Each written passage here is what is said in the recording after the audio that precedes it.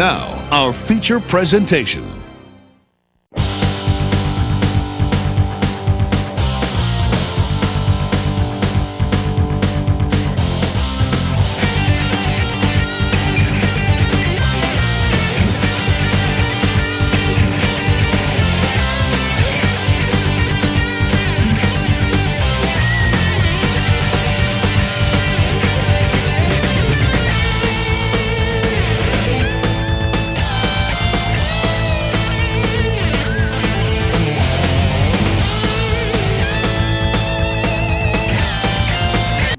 Not believe the day I had. So let's break this shit down and get it the fuck over with.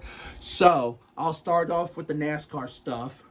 Riley Herbst is moving up to the NASCAR Winston Cup Series with 2311 Racing, and we all know that Noah Gragson is either going to get, Todd Gilliland's old 38 with, Todd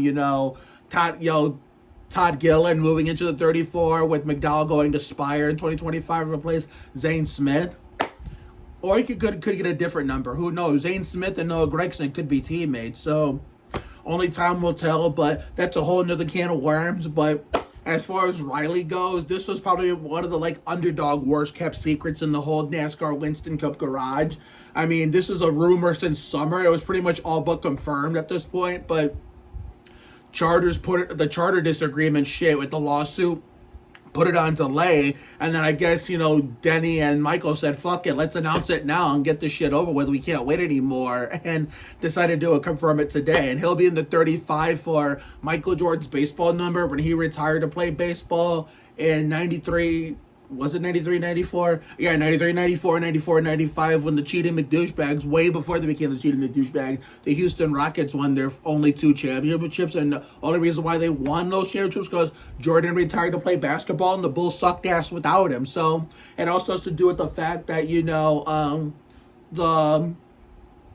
the 3 from the 23 and the 5 from the 45, Bubba and Redick, that just also combines to make it 35. So they all represent Michael Jordan. So that was a good way to represent your NASCAR team. So as a Riley fan, I'm very excited for this. And I said in my past YouTube videos, being a Gragson fan and a Riley fan, they have to earn it the hard way to get themselves into the Winston Cup field as open cars, as kind of will take us back to the go home days, when 43 car fields were determined by 50 or more cars showing up, even though there's not going to be as exciting or dramatic as that. Bring it on. I'm willing to do this the hard way. I'm all for it. If we have to earn a way into the field, and as a Riley and Noah fan, so be it.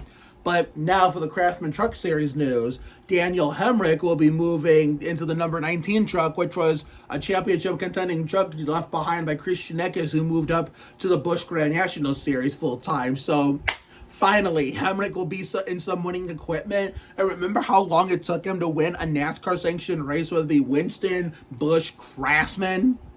He did really good in Craftsman, and Barry Keselowski Racing before moving up to in 2016, before moving up to Busch Grand National in 2017 with Richard Childress, where he pulled that Ryan Newman move on Cole Custer to the championship for at Phoenix before they fucked up Phoenix by mirroring the track in the fall of the next year, where it was just random. It just, how the old saying goes, the apple doesn't fall too far from the tree. But NASCAR Team Edition, as an RCR fan since Earnhardt in 2001 when he got killed, the weekend I turned 7, I started watching NASCAR. Thanks to NASCAR 99 for the PS1 the Christmas before it was the Christmas before, yeah.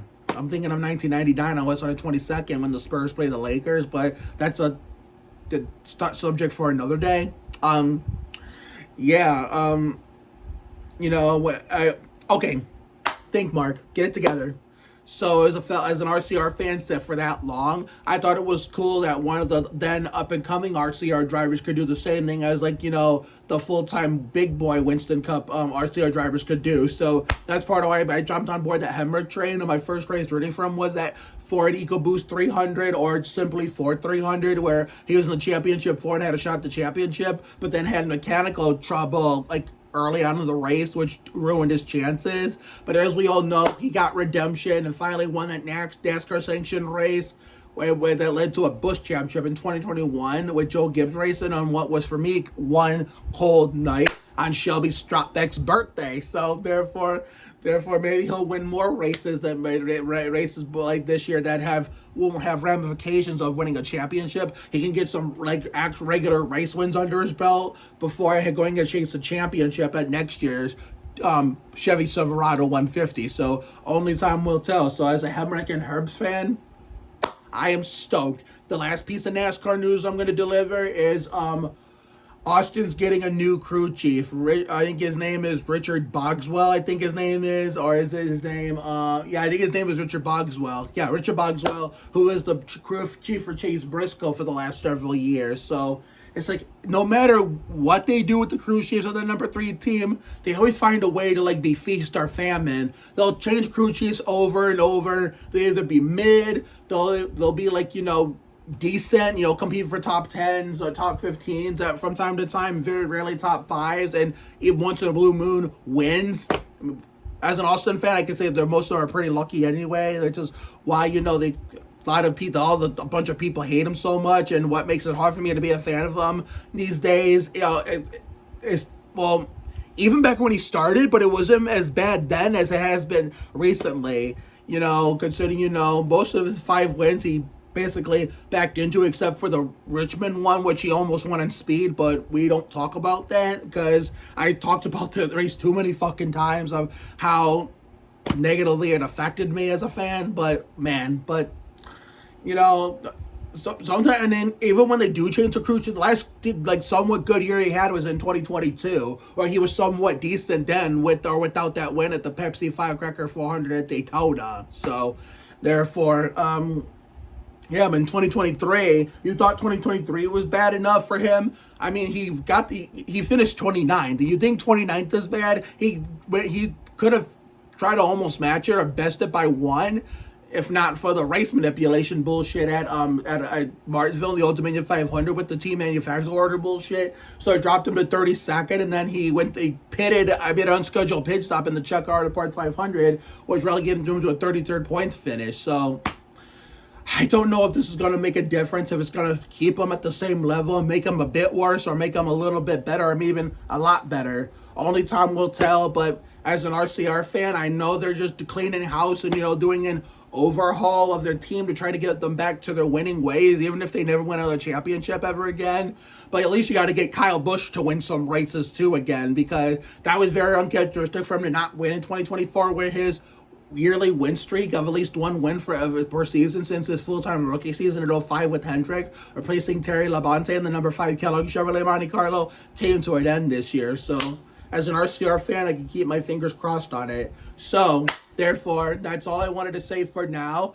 But there's one more piece of news that came out of today, but I'll let tonight's outro describe it, because I just wanted to do a fast thoughts video. So I will see you all tomorrow for the Spurs game versus, I think, the Utah Jazz in the SBC Center once we get done with our session tomorrow with the TBS worker Cassie. So have a good night tonight and a better day tomorrow. Take care, everyone. Good night. I will see you all tomorrow night for the Spurs game review. And so help me God, if that Spurs stream doesn't work with the Spurs feed on the Gen Play tomorrow, I am literally going to scream. So therefore, if it doesn't work tomorrow, we'll call my dad, we'll have him and my mom contact the guy who gave us the app, and then we'll try to figure shit out. But tomorrow, fingers crossed that we get to see a game tomorrow and that it's a good one, even though there'll be no Wembanyama. So see you later, everyone. Now here's that amazing thing that happened to me today in the form of a little,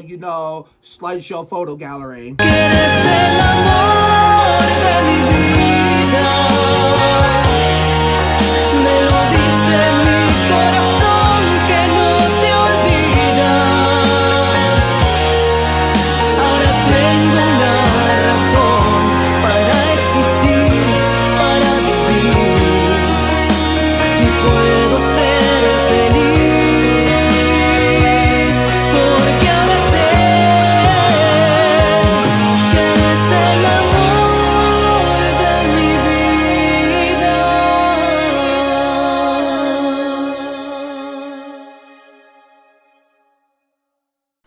This copyrighted telecast may not be reproduced, retransmitted, or used in any form without the authorized written consent of NASCAR Broadcasting. NASCAR would like to thank all of our fans for your support, and we hope you enjoyed today's broadcast.